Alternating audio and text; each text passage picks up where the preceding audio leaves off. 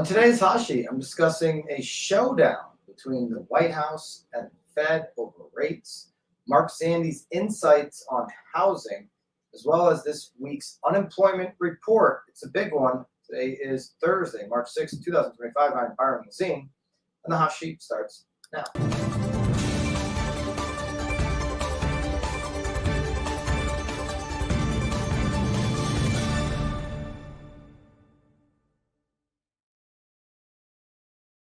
All right, as we close out the hot sheet here for this week, we have some topics of significance.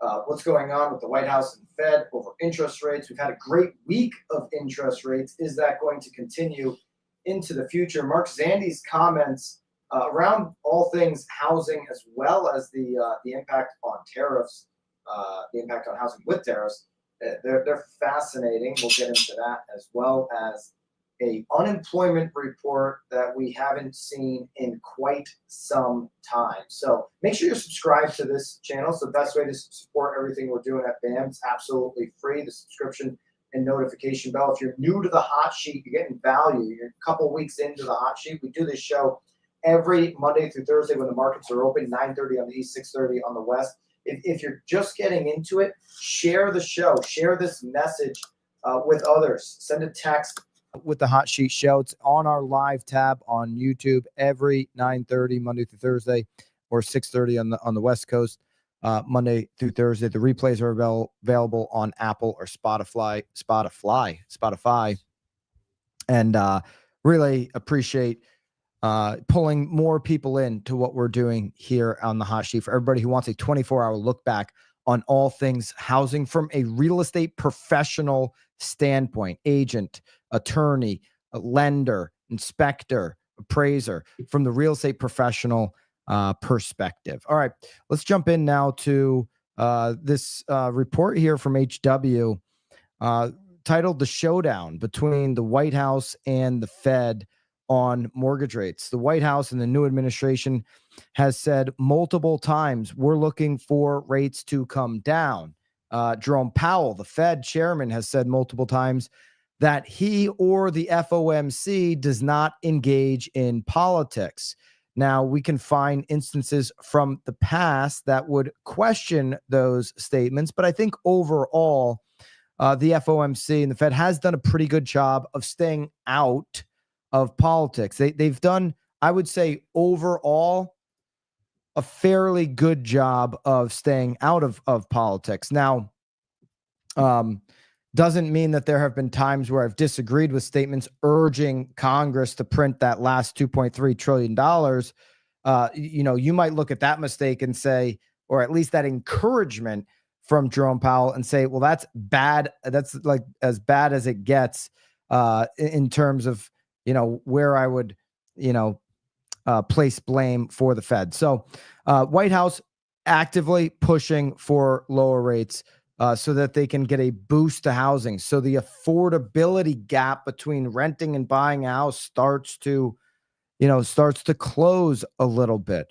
Now, we've seen rates improve this week and last week, but how much of that has had to do with what's going on at the White House? The Federal Reserve is far less concerned than the White House with the 30-year fixed mortgage. They said it over and over and over again that housing costs in particular and long-term rates are just not on the table for them to consider.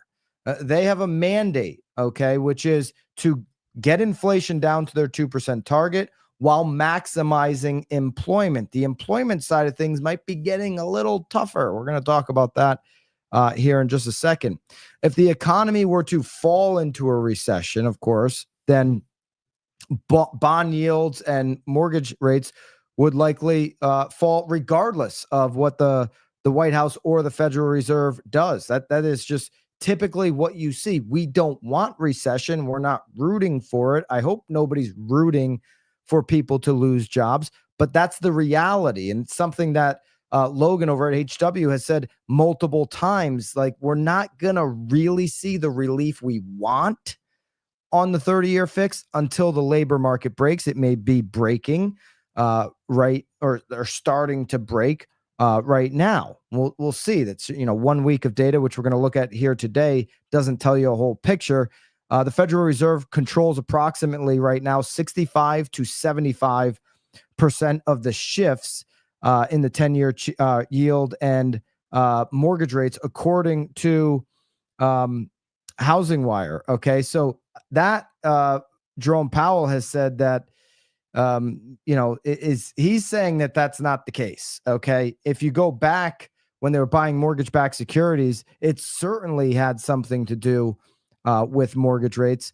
And since Jerome Powell has, said that, they've, continued to stand by that. He said that in his testimony to Congress, that they don't have an impact or a significant impact, I should say, on what's going on with the 10-year and the mortgage rates. Current 10-year obviously has been moving in the right direction. We've seen a little pop here lately. Okay, so Fed, here's the position. Just to recap this, Fed position, then the White House position. Fed's position is they are not prioritizing pro-housing policies, but any future signal supporting housing would be a major shift. So if they all of a sudden start to engage in what would be better, that'd be a major shift. They're not prioritizing right now these policies. They have no plans right now to buy mortgage-backed securities. They stopped when inflation and interest rates started to shoot up. When the Fed started to really increase the rates, they were still buying mortgage-backed securities, but then they stopped.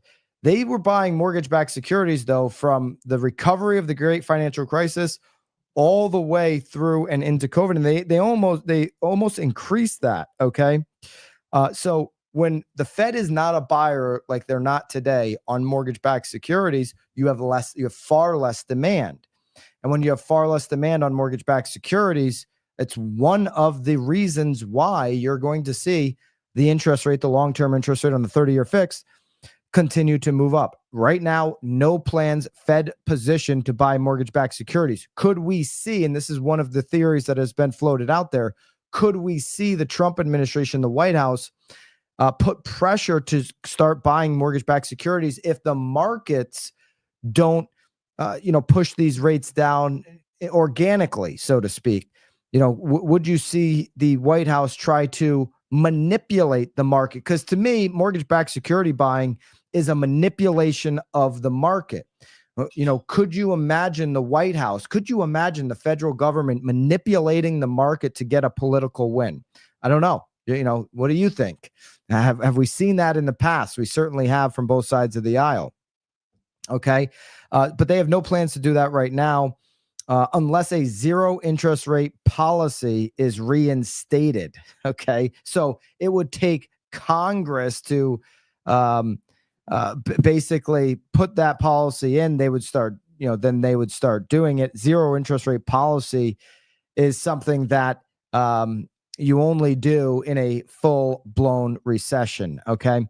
There we go. So we'll continue to watch that. The current spreads are between the 10-year and the 30-year are also improving, right? So we're seeing that help the rates as well. And if I think we had a quantitative easing statement in here. Did I just see a comment on that?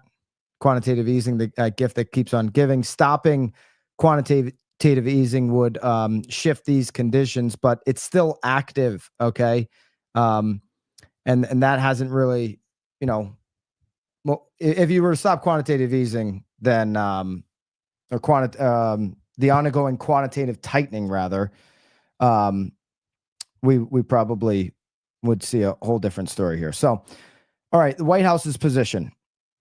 They're pushing for lower mortgage rates, of course, and the agenda dating back to obviously when they were on the campaign trail.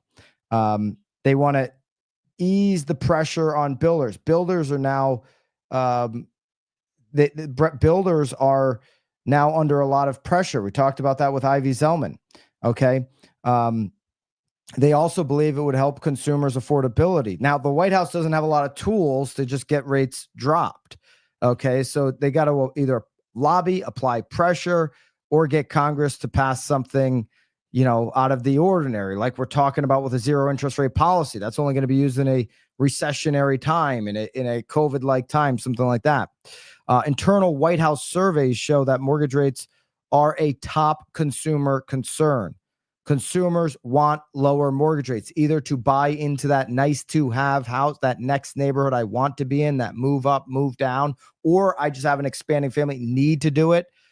Consumers want interest rates moving down, and that's what the White House survey is showing. So unless that problem gets solved, right now, this White House, it's only a month and a half in, or whatever the case may be, is getting really good ratings. Okay. So they're getting, what do they call those surveys, Bobby? When, it's like, oh, Trump's polling high right now within, there's a name for those surveys, basically after the election, how is the president doing? These polls that they do, but he's still performing very well. Like his favorability? Favorability, I guess. Yeah, his favorability polls are still doing very well compared to the last time he was in office. The favorability polls versus, like when Biden left office, favorability of his performance was down. But that only lasts so long if some of the problems, like the number one top consumer concern, mortgage rates, get solved. I mean, if it goes unsolved forever, the favorability of the administration starts to go down. So you'll see, them ratchet this interest rate lobbying up on the Fed probably throughout the year more and more. There is one potential lever, though. The FHFA could direct Fannie and Freddie, which is still in conservatorship, to use excess profits to lower mortgage spreads. Interesting there. HW pointing that out. We'll obviously follow that and see what happens there. All right, moving on to a chief economist from Moody's, Mark Zandi, in a CNBC interview here just recently. Mark Zandi actually introduced some theories on what's going on with the housing market, talking about the stagnation of the housing market because of the high rates, the economic uncertainty right now that's driven by the tariffs and the policy changes. And so where does Mark Zandi stand on some of these issues? How is Moody's thinking about it? Let's go to the interview and see where Mark and the team over at Moody's are thinking about things. That Diana just reported on pending home sales, which can often be seen as a leading indicator, the level at a record low. So worse during the financial crisis and the housing crisis. How bad is it out there for housing? Bad. The housing market's in a deep freeze when it comes to home sales and origination volume. You got a fixed mortgage rate. I saw Diana's number, 6.8%. The average coupon on an existing mortgage, so you look at all the mortgage debt outstanding, look at the average interest rate, it's 4%. So, think about the economics of that for a homeowner. It just doesn't make any sense to sell your home, extinguish your mortgage at 4%, go buy another home and get a mortgage at 6.8. It just doesn't work economically. So even though inventories are up, they're very, very low by historical standards. And so there's, until we see mortgage rates come in closer to 6 and even into the 5s, I just don't think this market's going to come back to life to any significant degree. I mean, they should come in a little bit. Zandi's saying, hey, he believes in the lock-in effect, that the market is locked up for the considerable future. He said, we're still nowhere near inventory levels that we used to be. Well, that is true in almost all parts of the country, outside of, certain markets. So, you say that to somebody who is, Punta Gorda right now, as an example. Lance Lambert, let me see if I can find it quickly. Lance Lambert just put up Punta Gorda, and here's another tweet from Lance as I try to find this one. Florida is the epicenter of housing market weakness in 2025. When you peel back the onion, there's a great deal of bifurcation across the Florida housing markets, product types, and this is driven by inventory. The weakness is driven by massive inventory in Florida. Here's something interesting here. America's bifurcated housing market. Connecticut has 3.675 million on population. Punta Gorda has a 206,000 person population. Connecticut has 3,100 homes for sale statewide for 3.6 million people, 3.7 million people. Punta Gorda, 4,500 homes for sale. I mean, look at that. You're talking statewide 3.6, 3.7 million versus 200,000 in Punta Gorda. And the difference on homes is 1,500 to the Punta Gorda advantage. This is how rapidly some of the inventory is happening. And I'll give you this Punta Gorda example here. Look at this inventory spike. This is going back to pre-pandemic, 2017, 18, 19. Obviously, during the pandemic, you've seen the dip. And then look at this number here on active housing inventory by month. Lance is saying that's going to continue to move up. So what Mark Zandi's saying across the board, certainly Northeast where they don't build is true. Builders, for all the talk about how short on inventory we are to meet demand, total baloney, total like warm hand sandwich in the kid's lunchbox. It's nonsense. We're not 7 million homes short to meet demand. We're millions of affordable homes in particular areas to meet demand. But just a blanket statement of 7 million homes dumped on the housing market would be healthy. Not a chance. Let's go to the rest of Zandi's comments. Sorry, hold on. That we've seen a big move in the 10-year yield just in the last few weeks, even in the last week or so. Mark, that could be helpful. We know this administration is looking carefully and targeting the 10-year yield. The Treasury Secretary has said that. What do you ascribe to the lower Treasury yields? Do you think this growth scare is for real? Yeah, it's real. I don't know how you target the 10-year Treasury yield. Good luck with that. It's got a mind of its own. Global investors determine the 10-year yield. And of course, mortgage rates are much higher than the 10-year yield because of volatility of interest rates. Interest rates are jumping up and down all around, and that makes the value of the prepayment option in the mortgage greater, and thus, the rate is much higher. So Sarah, I wouldn't count on the mortgage rate coming in much as a result. But the decline in the 10-year yield and now the inversion of the yield curve again, 10-year yield is, last I looked, below the 3-month and 2-year, is growth. The economy is starting to gag on all the uncertainty that's coming out of policy being made in Washington, D.C., everything from the tariffs to the haphazard cuts to government employment. And we've got the potential for a government shutdown in a couple of weeks. And then, of course, there's the Treasury debt limit. I mean, there's just so much uncertainty. And, of course, that's got the Fed on hold. The Fed's told us point blank they're not going to do anything until they get some clarity around economic policy. And I think businesses and consumers are starting to say the same thing, with all this uncertainty. I may not pull back. I may not cut jobs. I may not cut my spending.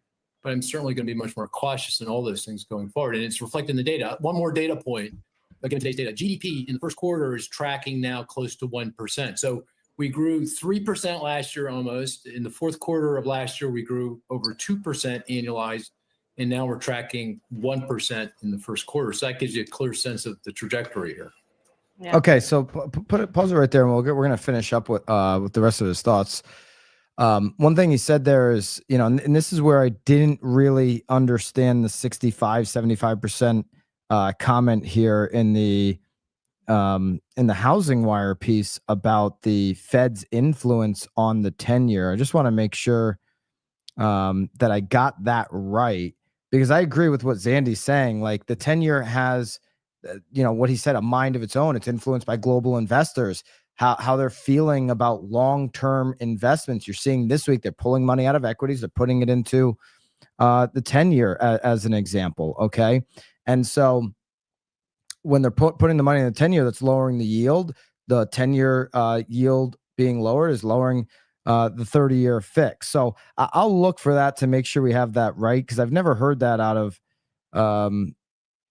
Housing Wire before, and I just want to make sure that I correct that if I misspoke earlier. But really, the Fed has the biggest influence they can have on the long-term rates is if they're buying mortgage-backed securities again when we're looking at the mortgage rates. Other than that, a little bit of it is out of their control. One of the reasons why the rates are so high is that outlook that global investors have on our future. We have a lot of debt that was, you could argue, influenced by the Fed in the past. We have a ton of unnecessary debt. We printed way too much money.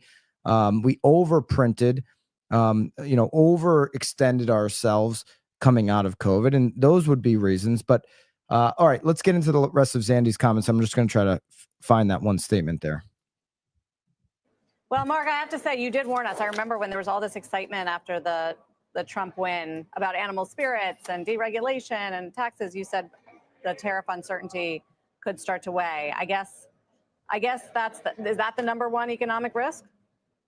I think it's all of the above. I think it's got people nervous, but the tariffs is clearly for business people. I think they're having a hard time with it, right? I mean, it's which countries, how high, which products, over what period of time. And the thing is, these tariff changes aren't done legislatively. This is done by executive order.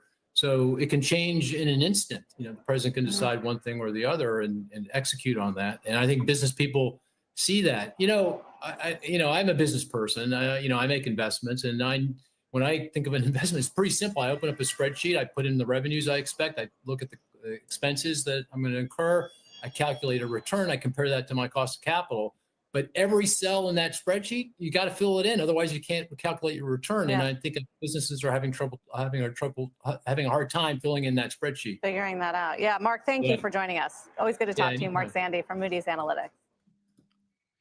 All right, there you go. And I think one of the other big takeaways there, we've talked about tariffs, we talked about them a little bit yesterday. This information on tariffs can change very quickly. It can change on a dime. And so getting emotional about tariffs, you like them, don't like them, whatever, it's silly. This can really change very quickly. And, we'll see how it all plays out, obviously. And, if it ends up being something that even sticks, right? I think a lot of this is still, and I think long-term investors believe this, at least where they're placing some of their bets. This is still a lot to do with negotiating. Now, that comment I was referencing before, which kind of contradicts Zandi's, the comment from the HW article. However, here it is. However, just how much they drop, talking about bond yields and mortgage rates, is mainly in the hands of the Fed. So Mark Zandi from Moody's would disagree with that, and Jerome Powell would disagree with that as well. But they're saying which controls about 65 to 75% of the shifts in the 10-year yield and mortgage rates. I don't know. Well, I mean, we've seen them cut rates twice, and long-term rates went up. So the Fed cut short-term rates twice at the end of the year last year, right before the election, and long-term rates went up. I'd love more on that. Maybe I'll have to have Logan on Knowledge Brokers podcast again to walk me through that. But I'm not sure how the Fed, who's not buying mortgage-backed securities, saying that they wouldn't unless we went into a full-blown recession. I'm not sure how much the Fed is controlling these mortgage rates right now. And Jerome Powell says that they have some influence, but very little on what's happening on the long-term rates. And it's not really, one of his concerns. Here are some concerns in the housing market outlined in 4 charts. It's builder confidence. You can see where that's gone. It's present sales, it's traffic of prospective buyers, and it's the next 6 months. This is how builders feel right now, and one of the reasons why they want to get the rates under control, they meaning the White House, is to help builders who are now experiencing over 9 months of supply. I think it's because it's the wrong supply. It has a lot more to do with that. All right. That wraps up those two. Let's get into maybe the big news of the morning here, which is the unemployment numbers. Okay. So layoff announcements soar to the highest level since 2020. DOGE is obviously slashing federal staff. U.S. employers announced, now this isn't U.S. government, this is U.S. employers announced 172,000 layoffs for February. That's up 245% from January. It's the highest monthly count since July 2020. More than 1/3 of the total came from DOGE. Okay, so the challenge, they put out a federal cut announcement of 62,000 positions. So now starting to see some of that impact of DOGE kind of show up in the unemployment numbers here. Here it is straight from the Department of Labor. Initial claims was 221,000. Now, this number here from the Department of Labor is for the week ending March 1st. Okay, so look at this. Initial claims at 221,000. It's a decrease from the previous week, according to this March 6th release for ending March 1st. But now when we flip back here to the release from this morning, this would be from Challenger, Gray, and Christmas reporting. Okay, so we've got two kind of numbers here floating around. One from the Department of Labor, this, and then this firm reporting that there's 172,000 layoffs for the month. So unemployment numbers not reflecting yet in the layoffs, right? Basically is what that shows us. 172,000 layoffs for the month is up 245,000. Now we'll see in the coming weeks how many will actually carry over into the unemployment numbers, right? In the next couple of weeks, when we look at this unemployment data, how much of it is it going to show up here? We've seen actually a decrease week over week. Initial claims being at 221,000. Are these initial claims going to get up over 250? Last week's level is 242, was the highest we've seen, all year. It was since the highest since we saw since the first week of January. Now with these layoffs, is this number going to get up over 250,000, which is where you start to see caution flags on the employment market? Okay, so 4-week moving average is still at 224,000. So, still below that 250,000 level. Hasn't shown up here, but certainly very well could. And I think that's what some of this information here coming out today is going to be looking forward. As investors look forward, are we going to see a break in this labor market? More than 1/3 coming from DOGE. Federal cuts were at 62,000. It spanned over 17 agencies. Andrew Challenger, the firm's workplace expert, said, this increase had a lot to do with the impact of DOGE in particular. January's planned reductions brought the total through the first 2 months of the year to 221,000. It's also the highest period since 2009, up 33% from the same time in 2024. And this report is heightening concerns of the state of the labor market and the global economy in general, with everything going on with tariffs. And so there you go. We'll continue to watch how that shows up in unemployment benefit reporting. We have an employment number. So on the employment side coming tomorrow, we'll cover that obviously on Monday. Retail saw 40,000 almost cuts for companies such as Macy's and Forever 21. Kind of shocked that those two operations still had that many employees, to be quite frank.